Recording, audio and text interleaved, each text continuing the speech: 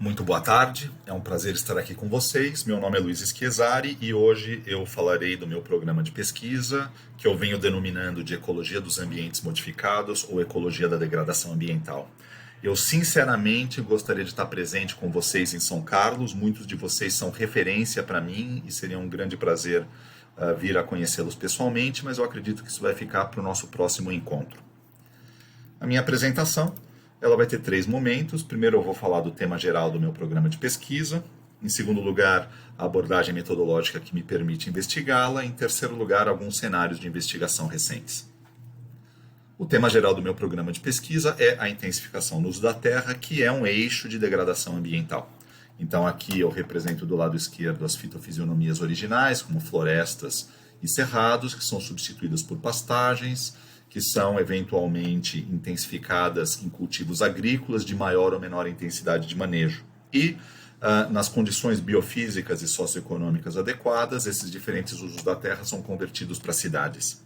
Então, esse é o meu gradiente de investigação, reconhecendo que ele é um gradiente ambiental complexo, que no caso dos nossos ecossistemas de água doce, envolvem mudanças hidrológicas, microclimáticas, de contaminação e de introdução de espécies exóticas. Existem 3 pilares metodológicos importantes para o meu trabalho. Então, primeiro, eu conduzo um programa de pesquisa que procura associar teoria, observação e experimentação.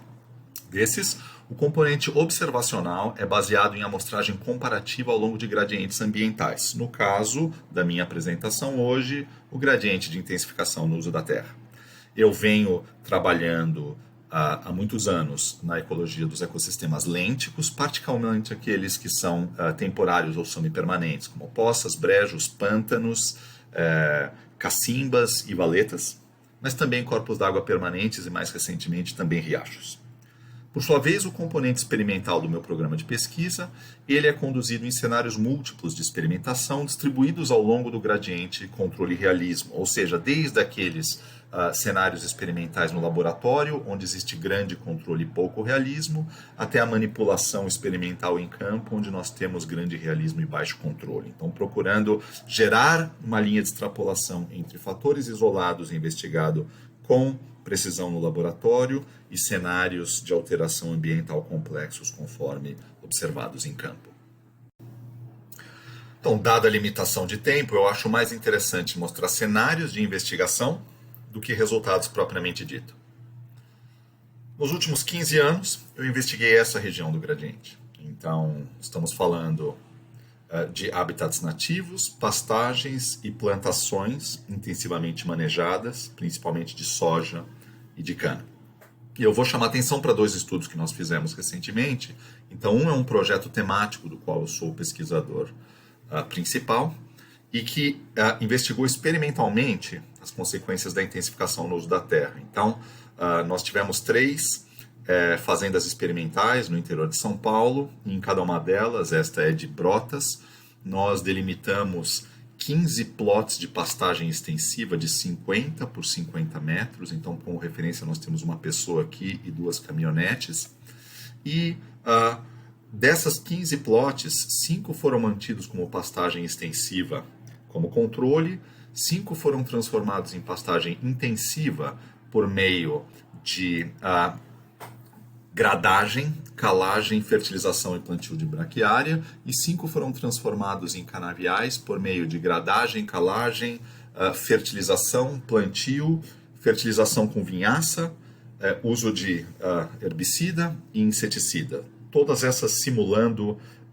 boas práticas agrícolas convencionais. E nós, inclusive, manejamos o gado nas pastagens experimentais. E dentro desses plots, nós aninhamos 15 mesocosmos de 12 mil litros e 18 mesocosmos de 4 mil litros, que são os que eu aqui represento, e que comparam com as poças encontradas naturalmente dentro de canaviais que nós procuramos simular. Então, essas poças elas são colonizadas por uma subamostra da biodiversidade, né, a biodiversidade tolerante à conversão e manejo da terra, que inclui girinos e insetos, conforme nossa teia alimentar usualmente estudada. E Essas plots foram sujeitos a práticas de manejo, que no caso da cana, que é o ambiente mais intensivamente manejado, incluiu a colheita, a aplicação do inseticida fipronil, a aplicação da vinhaça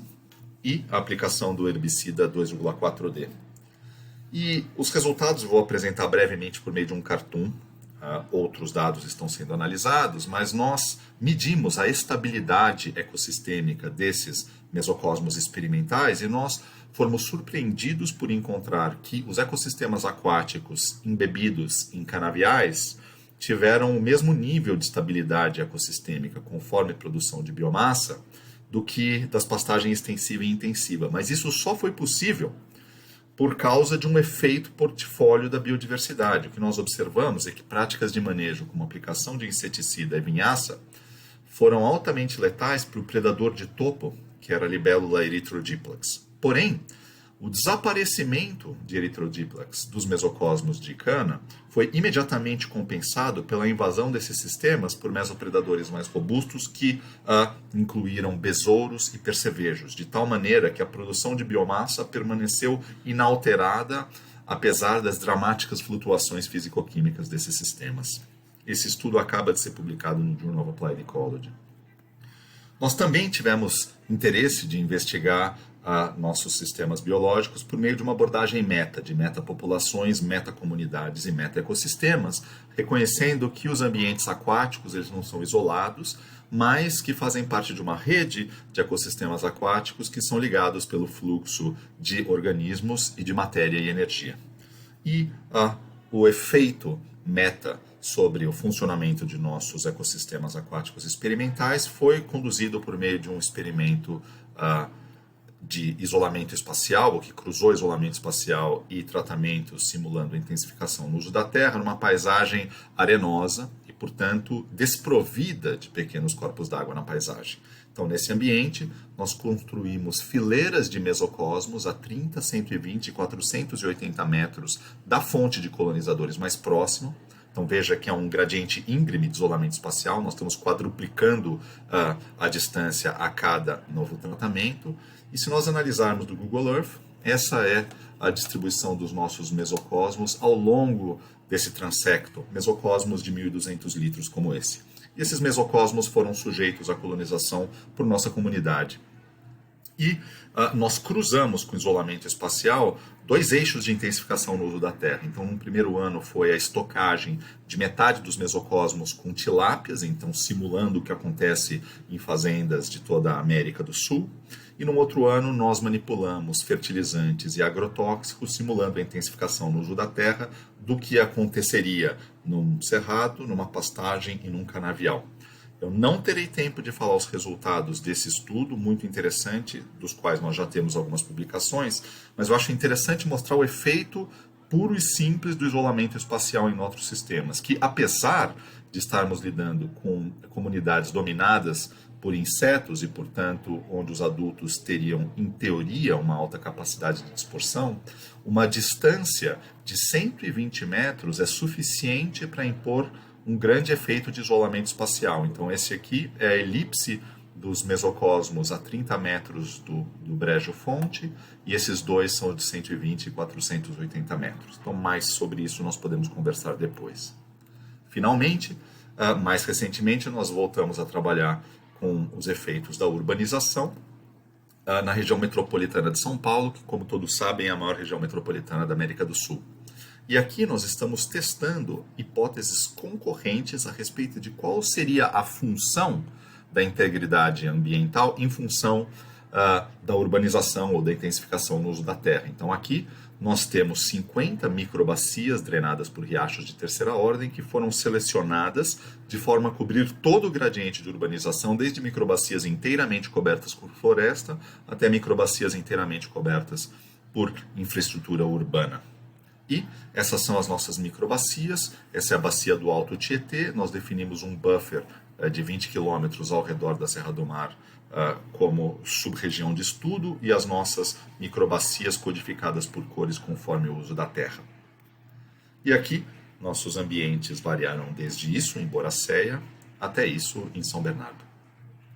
E os nossos resultados nós amostramos para características físico-químicas da água e uma ampla gama de contaminantes. Aqui eu estou exemplificando por meio do número de fármacos detectados em função da porcentagem de urbanização da bacia, então uma ampla nível de contaminação por esses contaminantes emergentes. E nós também fizemos amostragens de bactérias, macroinvertebrados e peixes, resultados esses que estão agora em fase de análise e redação. Muito obrigado e até mais.